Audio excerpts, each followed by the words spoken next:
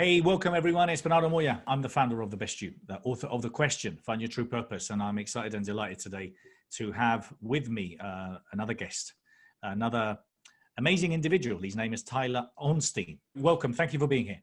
Thank you so much, Bernardo. It's an absolute pleasure, and I can't thank you enough for what you're doing. You know, what you've created in a movement makes me super excited to be part of, because it's true. We need to have the best of you. If you do not have the best of you, then you're giving yourself a disservice, and you're not giving yourself enough opportunity to become who you really should be.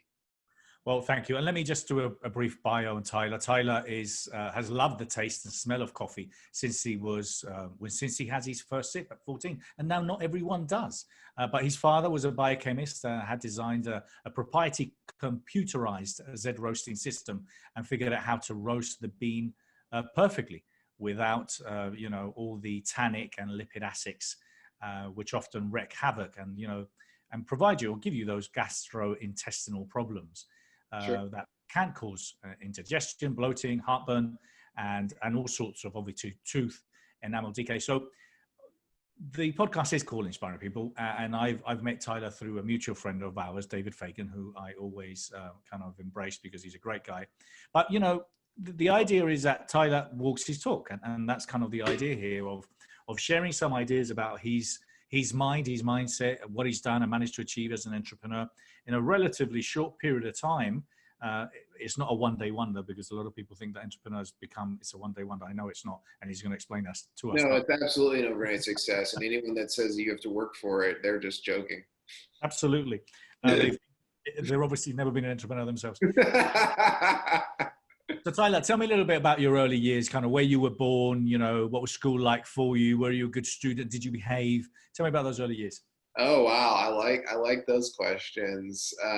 Dig right into it. So I'm born and raised in Tucson, Arizona, and I absolutely love Tucson. It's home.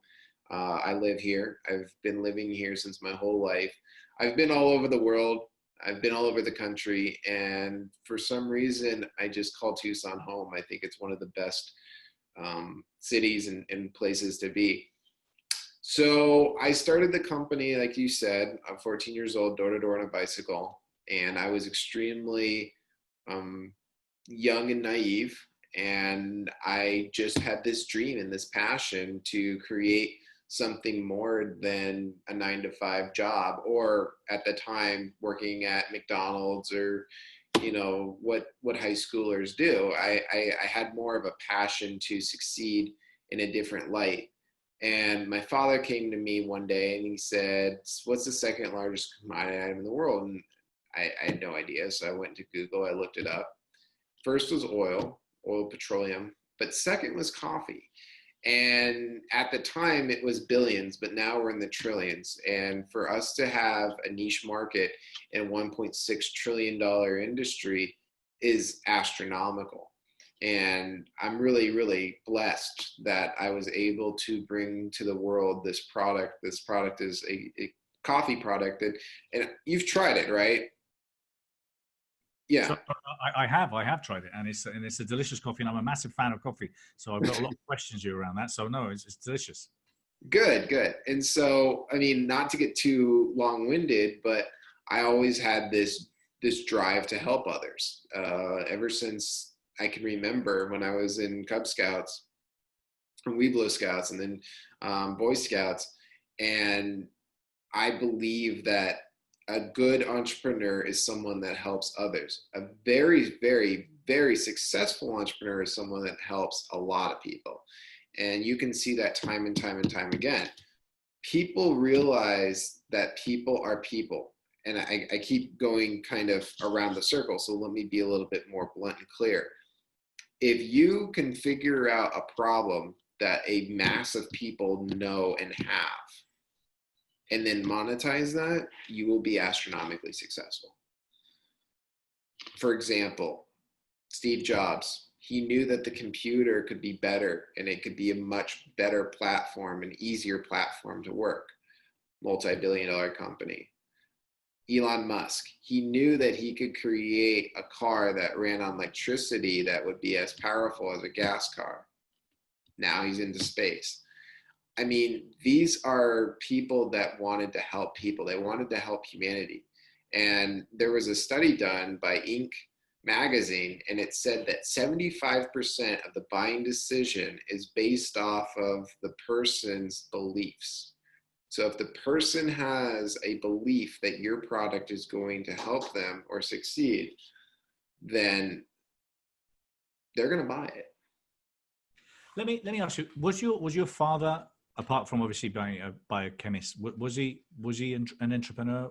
Where I mean, Oh yeah, he's definitely an entrepreneur. Yeah. Did you learn? I mean, would you say he was obviously obviously he was an influence because he was roasting coffee there he was. But was he an influence as far as the entrepreneur, or was it apart from the idea of you wanted to help more people, connect with more people? Because some people understand it, some people know it, and some people have to fall into it. My father is a very interesting man. He's one of the most brilliant people you'll ever meet, but he's not really a good quote unquote salesman. He's not really a business guy. He is a problem solver. That's like his end all be all. That's his modus operandi. He talks to Lindy Oil and Gas. He talks to Chevron. He talks to, essentially municipalities, Caltrans, and he's an advisor. At best you could say is he's a consultant, but what he does is he figures out a chemical to fix their problem, and it's all non-toxic. It's as clean as chemistry can be. That's who he really is. So he loves fixing a problem, and I guess that helps people in the long run. But no, he's very successful in his own right, and he's made amazing inventions. I mean, I'm not here to kind of talk to you about all the inventions that he's developed, but I've learned a lot from my father, and my father is a very stern and strong and very scientific man. I mean, growing up, there was very little fun or enjoyment in it. There was really no hugging or love, but there was a lot of very concise, specific movement. He would always say, "Prove it to me." Yeah. Every single thing. Big, hey dad, can I go over to a friend's house? Prove it to me. It's like, what do you mean prove it to you? He's like, why do you want to do that? I was like, well, I want to hang out with my friends, but why? I'm like, what do you mean why? I don't know. He's like, well, if you can come up with a reason why, I'll let you.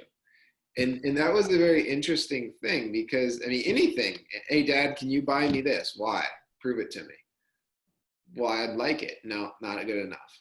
And so he really made me work for things. And in the long run, I see back at 30 years old that I see the value that he created for that, but he could have done it a little bit differently. Well, it definitely made you question things, and I'm a great believer in the power of questions. I mean, my book is called The Question. Yeah, I love questions. I believe it's about asking questions. You get your mind going, and you start looking for the answers, the solutions, until you get there.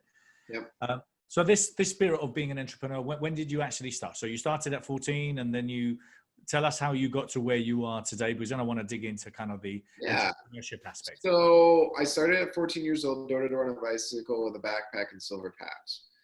I would go. The first thing I wanted to do is build a test market. And so I would go to my immediate neighborhood that knew me. And I would just walk up and they knew who I was. I was the neighbor's kid. I'm like, yeah, sure, we'll take your coffee. And, call them back. Hey, did you like it? Yes, okay. Okay, so we're building a test market. We're building a platform on data. And every single person, and let me get into this really quick. As an entrepreneur, you don't know if your idea is going to fail or succeed. The only thing that you know is you have an idea. Now you have to build some data points around that idea. Is the data feasible? Does it have any forward momentum in the data? So the way that you build data points is your customer base. And as you go around, you You absolutely have to give it out for free for the first time. There's no one that's going to buy something that's not a proven product. I assure you. I mean, prove me otherwise, but as far as I know, if I told you, hey, I would love for you to try my coffee, and it's not on Walmart, it's not on Amazon, it's not in 1,200 retail stores, it's not on tylerscoffees.com, it doesn't have over 3,000 reviews, you probably would say, I'm not going to buy it. So the way that you develop that mindset is you tell people, try my coffee, try my product, right? You're an entrepreneur, you have a product, or you have a service. You have a product or service as an entrepreneur. You have to get the data. There is going to be a cost associated with it. So if you don't have that money, don't do it yet. I tell people all the time that want to get in the business, can you afford it? That's the first thing I say to someone that wants to become an entrepreneur and they want my tutelage or they want my opinion. Hey, Tyler, I got this amazing idea. It's going to change the world. Let me tell you about blah, blah, blah, blah. And the first thing I say is, can you afford it? And if you can't afford it, that's okay, but you need to figure out how much it's going to cost you. And okay, so door-to-door on a bicycle, cheap overhead, right? We have cheap overhead. We are starting very, very, very bare bones. Grassroots, like David says. And what I did is I went around, and I'll never forget this old lady. She was very, very sweet. I called her up on the phone and I said, hi, yeah, this is Tyler, the guy that brought you the coffee. I just wanted to get your opinion, and did you like it? She goes, yeah, actually, I really enjoyed it a lot. Where can I get it? And right there was the light bulb moment when I realized that we're no longer in testing phase. We're now in, pretty much a buying phase. And I was like, for me. And she's like, okay, how much is it? $1. I didn't really, it kind of hit me with a ton of bricks because I was young, and obviously I was just kind of goofing around. But what it was is it was the first sale, and nothing happens without the first sale. You always have to get the first sale, then the other sales would start coming. So in 2006, we went online. That same year, we went into our first retail location. In 2008, we landed our first chain of retail. In 2011, we landed Amazon, and so on and so forth. And we grew. We grew from a backpack, a bike, and an idea to now over $1 million corporation. So it's about that first sale. Then obviously things start falling into place. And I saw not a great quote, but I thought it was an interesting quote of Jay-Z. He says, if you can't afford to buy two of whatever it is you want to buy, then you haven't made it yet. Right. It's another way of looking at it. And that's true. I mean, there's so many entrepreneurs that jump in and they're just literally following and dragging onto the idea. I'm guilty sometimes. I just jumped into things because I'm too passionate about it. And obviously, the financials aren't necessarily in place. So what happened then? Because you were still very young, and then you carried on building this kind of, empire that you have now. So take us through that process of growth. I'll tell you a story. Okay, so I was sitting there in Natural Grocers corporate, and they told me, I said, okay, Tyler, it's a good product. It is. It's a good looking package. I mean, we did a good job. This was a very, very elongated, well-designed process. And I think it sells very well on the shelf. And it does sell very well. They said, okay, I put it on my shelf. How do I get it off? I said, well, what do you mean? He's like, what are you going to do? And I said, I'm not going to do anything. He goes, wrong answer. I said, no, wait, let me explain. It would be behoove of me to try to move that product. That would not fly. It will not. I cannot do that for you, sir. What I can tell you, though, and how you will start selling the product is all the customers that already know about the product. You have to have fans. You have to have a tribe, and you have to have supporters. Tyler's Coffees was built off of word of mouth. It kind of is a hush-hush in the coffee world. Oh, if you don't know Tyler's, then you don't know coffee. And the people that do know Tyler's coffees promote the living heck out of it because they believe in it. An entrepreneur is there to produce a product or a service that other people will tote as one of the best.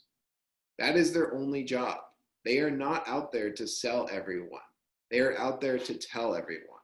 And once you get enough people, it's a tipping point, right? So you're here on the teeter-totter, and you're saying, please buy my product, please buy my product, please buy my product, please buy my product. And every little bit, now watch, tipping point, and everyone starts buying your product because now you have other people explaining to other people, hey, how amazing this is. That is how you get successful. You're not, it's not a hobby. It's not a hobby. You know, this is a business. And so in order to have business, you have to have customers. And the way that you get customers is word of mouth. You can spend millions of dollars in marketing and not get the same effect that you would with 1,000 people word of mouth that believe in the product. Yeah, that's great. That's great advice. It's so true. And then regarding the whole structure around it, because obviously it's building the brand, it's the growth, it's the strategizing, and then the marketing. But I think a lot of the times it's the scalability that people struggle with. I think a lot of people, okay, so I've done that. I've got this great idea. I've managed to get here. I managed to get this far. I can't take it to the next level. Mm-hmm. What's your thoughts, expertise, and why is that? Well, we have like an ongoing joke. It's like a running joke at Tyler's Coffees that we're always in a backward. It's true. We have so much demand and not enough supply. That's a good problem to have, but it is a problem.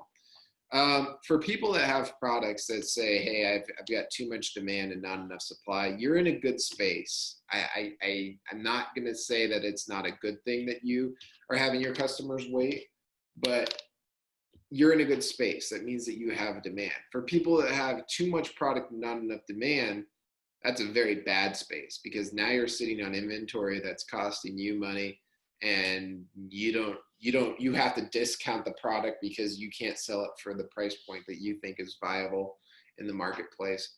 So yes, scarcity is a thing. Now, here's the other thing. There is a lot of entrepreneurs that go out of business because they mismanage funds. I personally own 3 AMG Mercedes-Benz vehicles. Now, why did I say that?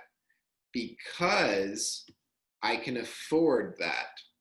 I used to drive a beat up old BMW that was, 15 years old forever.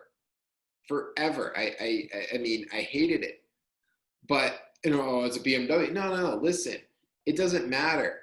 You need to understand that you can't buy things out of your comfort zone. Your business is your child. You feed it first. You take care of it first. It's going to take care of you in the long run, but you cannot start starving that child or it will die. Yeah, that's great advice. And then, so if you are able then to scale it, and obviously then you do have, a brand that then people buy into and want to take it to, want to enjoy it, want to be part of your journey, part of your story. Yeah. Why do you think so many people struggle with the idea of becoming an entrepreneur? Because this is a time of reinvention. We're obviously going through a lot of thinking time. A lot of people we are. And a lot of people, kind of either struggle with it or embrace it. I always have this thing which is, I suppose, is based on the idea that I think that every single thing happens for a reason, but everything happens for a good, positive reason. That's the way I always see it. That everything that's happening is happening for a positive reason. So why do so many people struggle in jumping, in becoming entrepreneurial and going out and reinventing themselves? What's your thoughts on that? My thoughts on that are, it is the most difficult, frustrating, absolutely mind-altering experience to walk on the edge of failure. People do not like to fail. there's a strong ego that everyone has, and I don't care who you are, you have an ego. And when you start thinking that you can fail, that's when your ego says, no, we can't. And I'm one to fault. I don't want to fail. I want to succeed in life. I want to succeed in business. I want to succeed in my personal life. But at one time you got to fail, and you got to learn, and you got to fail hard. And I think certain entrepreneurs realize that failing fast and hard and forward is the way to go. There's also too much stigma of value that we've put on people in the last 10 years, in my opinion. It used to be, you work hard, you get what you deserve. Now it's, I'm entitled to everything and I don't need to work. Well, I have news for you. Whoever is listening to that and believes that is false. We live in a society that is just. And what I mean by that is work hard, play harder. And an entrepreneur works diligently, 50, 60, sometimes 70 hours a week, eats ramen. I was there, eats ramen, sleeps on the floor. Elon Musk said, he's like, I literally slept on the floor on a used mattress for 6 years while building PayPal. I mean, people need to understand that there is going to be some hardships and grit and grime, and you're going to have to go through the mud. And so, Bernardo, I have to say that some people are just not cut out for it. Yeah, no, I get it, and I get that not everyone can be an entrepreneur. I get that. I mean, I think kind of you opened up with the whole idea of what I believe, which is obviously I believe around the best you. And I say this normally. I say, look, I could have called it the average you or the crap you, but I don't think anyone would have signed up to that.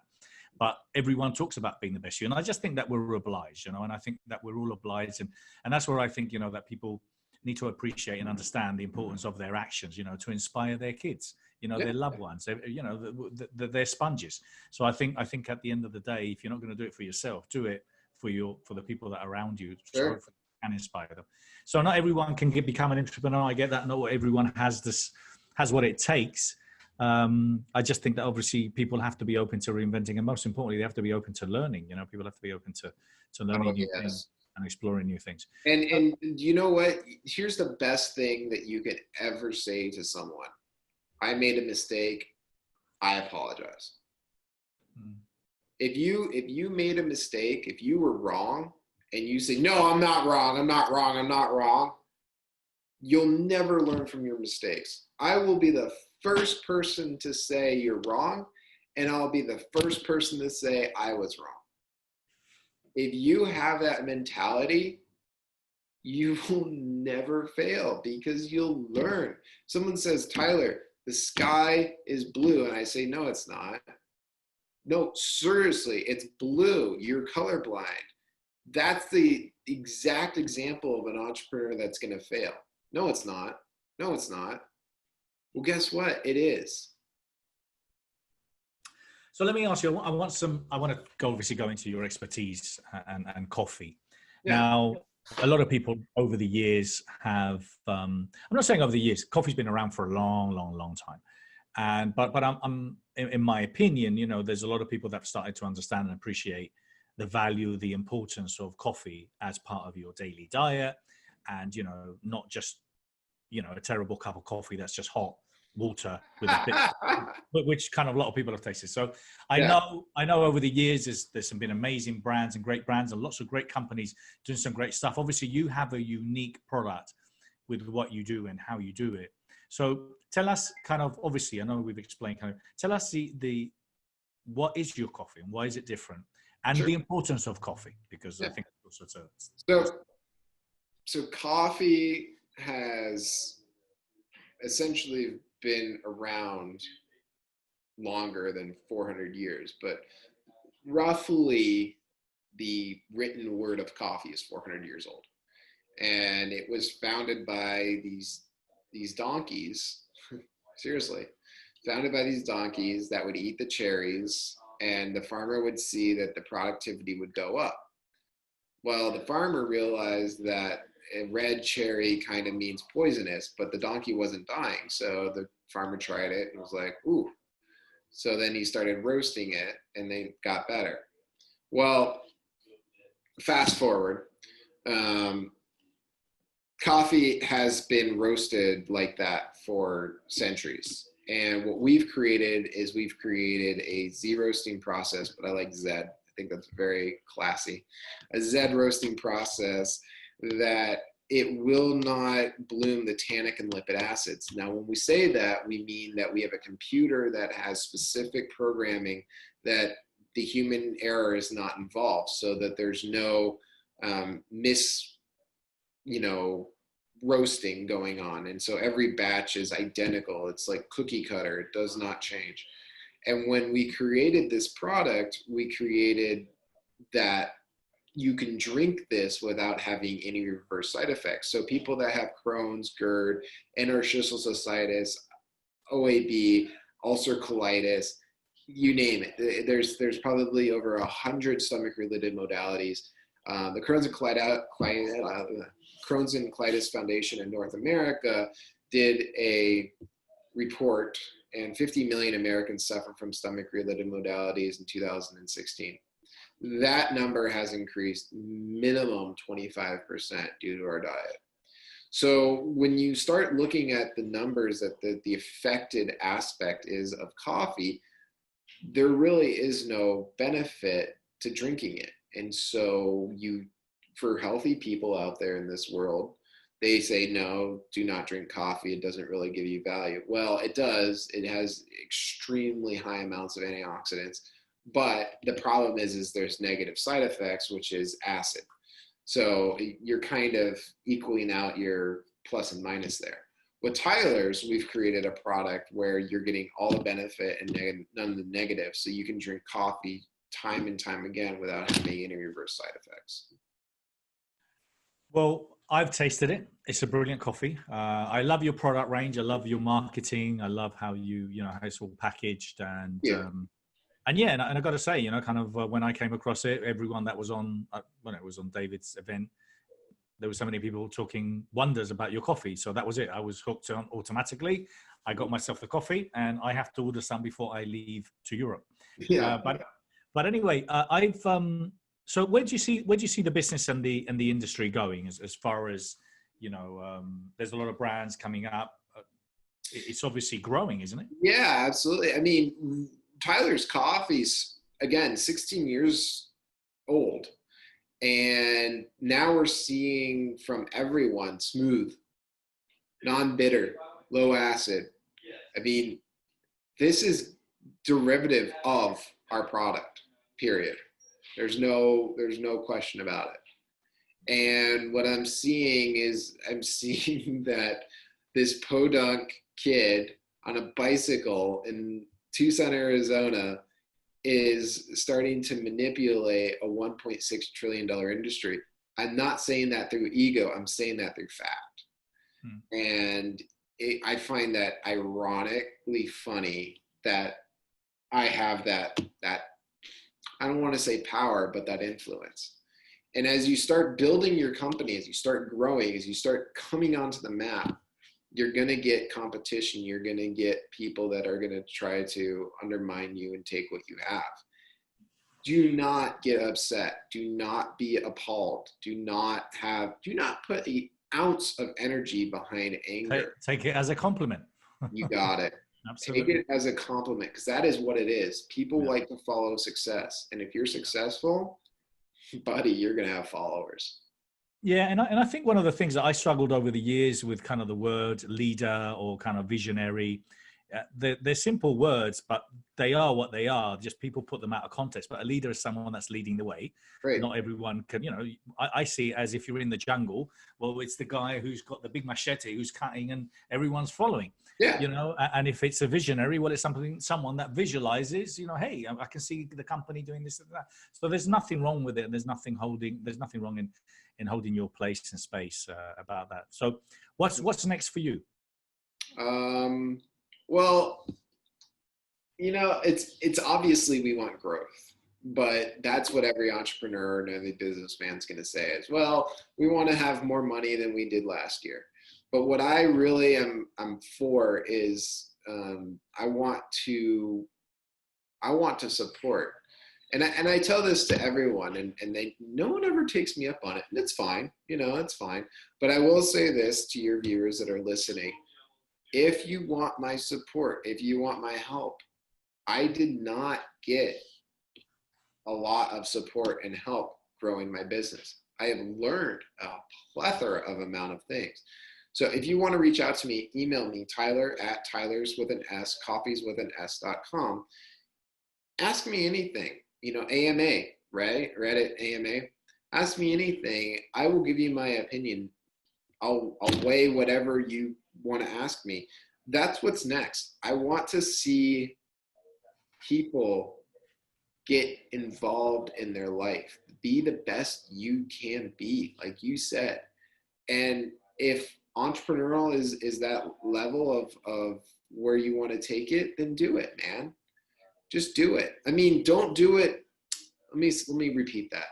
Don't do it just to do it. Do it for a purpose, and do it because you did an educated guess. I mean, there's a lot of businesses that fail because they're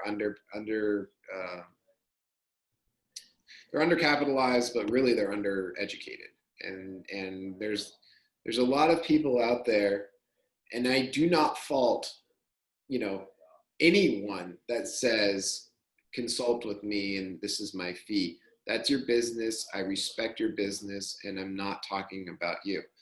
But what I am saying is that for an entrepreneur, it's extremely difficult and hard to pay certain people fees for that. And that's where I come in. So if you want to talk to me and you want to bounce some questions off me, I'm free. I'm not going to charge you a dime. I'm probably going to say you should go buy my coffee because I think you'll enjoy it. But my advice is 100% free, and I'm very proud to do that because I hope that one day my advice will turn someone that is less fortunate or doesn't have the wherewithal to take my advice, run with it, become extremely successful, and pass it forward. Well, and I think, and I've got to say, one of the things that I kind of really I really invite people is to do the same, is ask, the power of asking. Yeah. A lot of people really underestimate, how generous and how open so many people are with their time. And you just don't know. Now, look, you will find people that say, hey, listen, that's great. I gave you a 10, 15-minute consultation, but I do this for a living, and they're going to charge you. And hey, quite rightly, if that's what they do, if they're a coach or a mentor. But as far as entrepreneurs are concerned, as far as people that are going out of their way, so generous. So you're generous with your time. You obviously have massive, vast expertise. And I invite anyone, obviously to take advantage of Tyler's generous offer, if it's something that you're interested in exploring, whatever, I suppose whatever business it is, it's just literally about any entrepreneur. But I highly recommend you do that, because a lot of people struggle with asking for help. Yeah, and that's the thing is learn from other people's mistakes. Also, what I would suggest people that are listening, that are entrepreneurs or starting entrepreneurs, read The E-Myth. The E-Myth. It's a phenomenal book. It's one of my favorite books. The E-Myth. It's a short book. I don't know if you've heard of it, Bernard, but yes, I have. Yeah. Yeah, phenomenal book. Love it. I think it's one of the greatest books. It is a great book. I look, I mean, for entrepreneurs, I recommend a lot of books, but Simon Sinek is definitely one. Start with a Why was a book that kind of changed my idea, and it gave me a clear understanding, because I knew what my why was, but kind of gave me a clear understanding of and stories and success stories and companies that went down and came back because of that. So I think kind of what I want to end with, Tyler, is as far as you're concerned. So I've got different hats on, within my brand, but Sure. Bernardo has his own wants and needs. Now, I know from what I gather, from what I can hear, you're very interested in helping others and giving back. Yeah. So what are you doing? If there's anything else, what else are you doing, or how are you, if in any way, diversifying or getting involved in maybe new things personally? You asked, Bernardo, you asked. You might regret it. Okay. Go for it. Here's what you asked, so I'm going to tell you. I am appalled, absolutely appalled, that we have, the word is ignorance. That's the word. In this society that thinks that it's okay to go and deface national monuments in America. I am appalled by that behavior. I don't care what movement you are, that is not acceptable. What I am doing is I am putting together a Kickstarter, Indiegogo, a GoFundMe page. They're all going to be roughly the same. We're not going to take a single dollar. This is not profit. We are donating 100%. And my father is actually going to be the one that's going to invent the material, but we are going to invent the graffiti remover, and we are going to send it to the municipalities, especially Washington, D.C., and we are going to say, hey, here's some free graffiti remover. Please remove that blasphemous ignorance from our American heritage. So I'm a huge believer of America. America is the greatest country on the earth as far as I'm concerned. And what has happened in the recent weeks is atrocious. I'm not going to get political. That's not who I am. But I am going to say that we need to absolutely clean our national monuments. I almost cried when I saw the pictures. They have this idea that they can go in and sledgehammer Vietnam memorials is atrocious. It's beyond words. So you're passionate about that. I get it. I get it. And I know we spoke about a few things previously. I mean, I think, look, at the end of the day, it's a time where I think there's a lot of frustration as well. Yeah. With everything that's gone on, my concern is with a lot of it is which is me questioning. I'm not putting in doubt, and I'm not questioning the fact that people have the right to go out there and do what they want. I get it. This has become. They have the right. It's their First Amendment. What is not the First Amendment is to deface our national monuments. Yeah. That's not acceptable. No, I get that. I get that. I mean, I'm just talking about my concern is in the reality where we were in lockdown for 3 or 4 months, literally with no connection at all. And then all of a sudden everyone's gone out. Either they weren't giving us information before, or either we don't care now, but I'm just hoping. And again, everyone has a right to do whatever they want. I'm just hoping that it doesn't have the consequences where we're going to go into a massive second wave where, we'll be back and worse from where we were, a couple of months ago. That's my only question.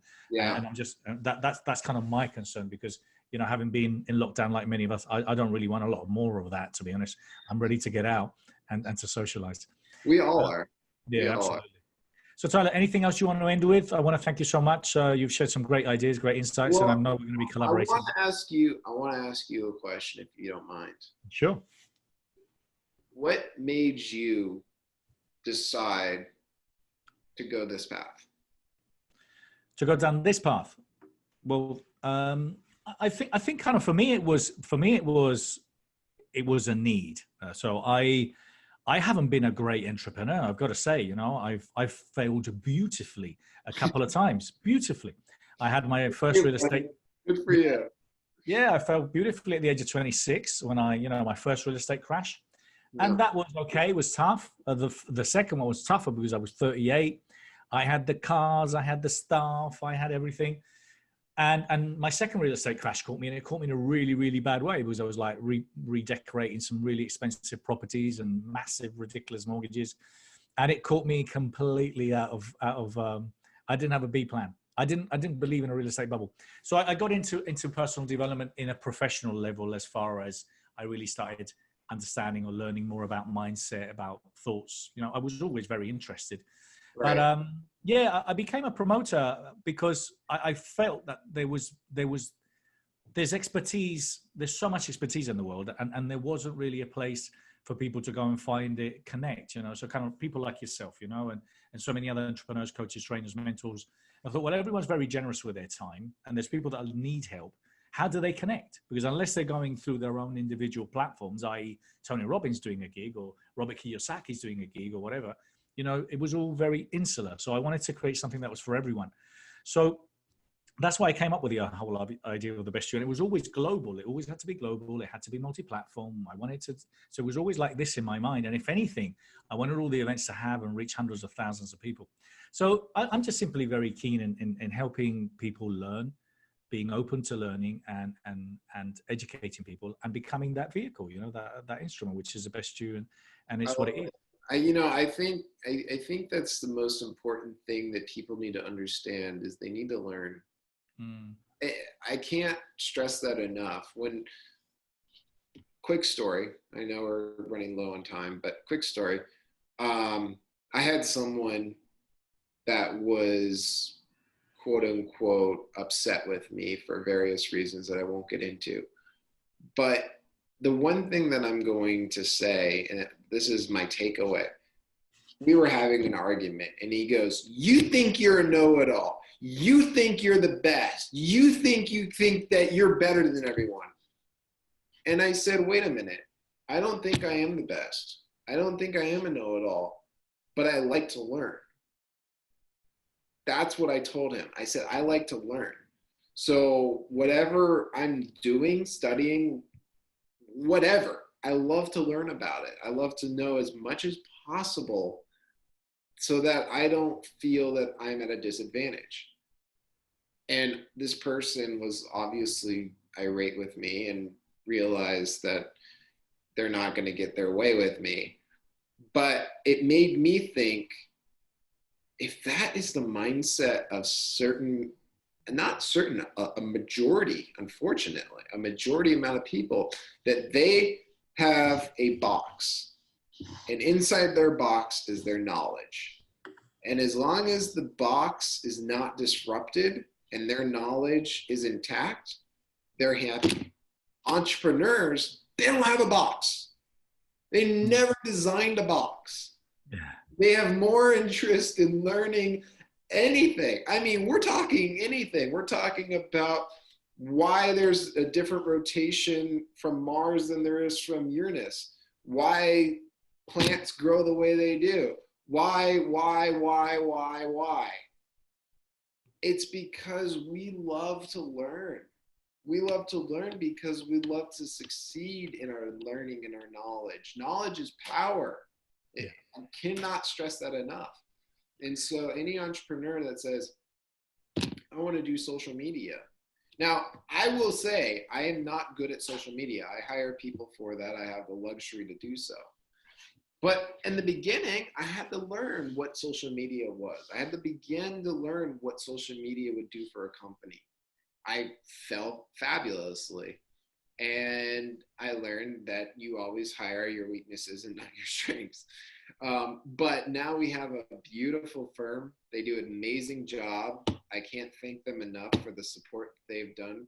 I mean, go look at our social media. It looks top class. And it's because I learned what I was looking for. So as an entrepreneur, you are the one-man band, you know? Until you start succeeding, until you start putting some capital in your pocket and then having resources to go and buy your problems, you got to figure it out. Yep, that's great advice. I'm a massive believer in learning. I love learning, love reading, love subscribing to stuff and going through it and exploring and pushing the boundaries. So I get it. So listen, I want to thank you so much. Great work. Congratulations on all your amazing achievements, and looking forward to working with you in the future as well. Thank you. Absolutely. Appreciate it. And thank you for everyone for listening. Take care. Lots of love.